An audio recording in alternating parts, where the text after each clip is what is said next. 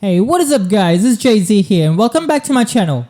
So just a while back, there was an interview with the senior technical producer of Godfall and they went over quite a bit of things and how the new DLC will play out as well as the new Lightbringer update.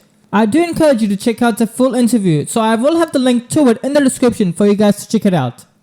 Now with how they described the new expansion, they are saying it's going to be like a whole new campaign. The main point that he made is that they are really listening to the community and their feedback.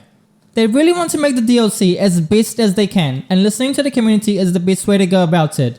As we all know, the expansion will take us to the Fire Realm for the first time. They are describing the realm to be a very dark and aggressive world compared to what we have experienced in the base game with the Earth, Water and Air realms. They also mentioned that the team really made sure to give the players a cinematic and an amazing storytelling experience. As we all know, the base game was very disappointing in that regard, in which all the players had to do was go around talking to the 7th Sanctum and then going out on a mission with very little cinematic cutscenes or storytelling to portray whatever they wanted to show off.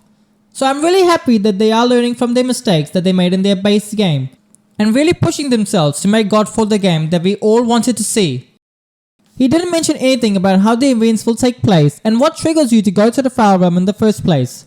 When the DLC will launch, the players will go straight into the action. He did mention that the stakes in this story are going to be a lot higher than ever before.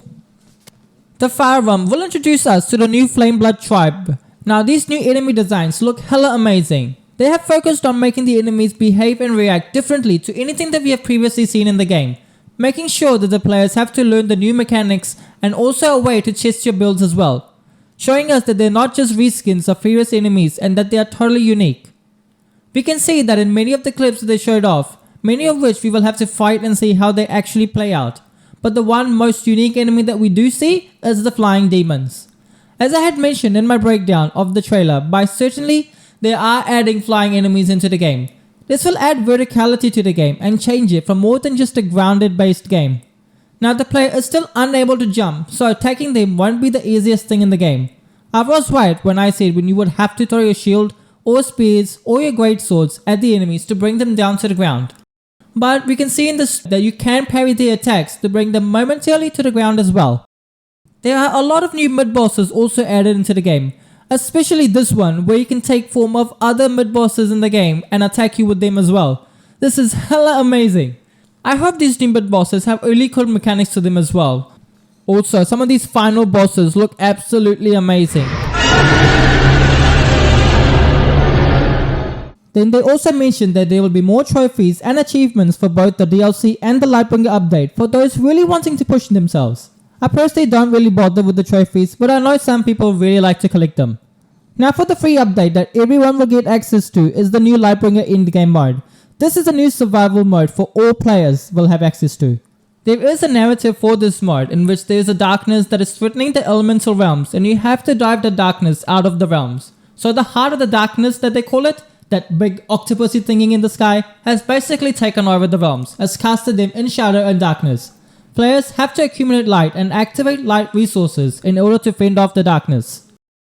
They say we have to defeat the heart of the darkness in the end, so I am guessing there will be a specific boss fight only dedicated to this mode. I can't wait to see if we actually have to fight that big octopus in the sky.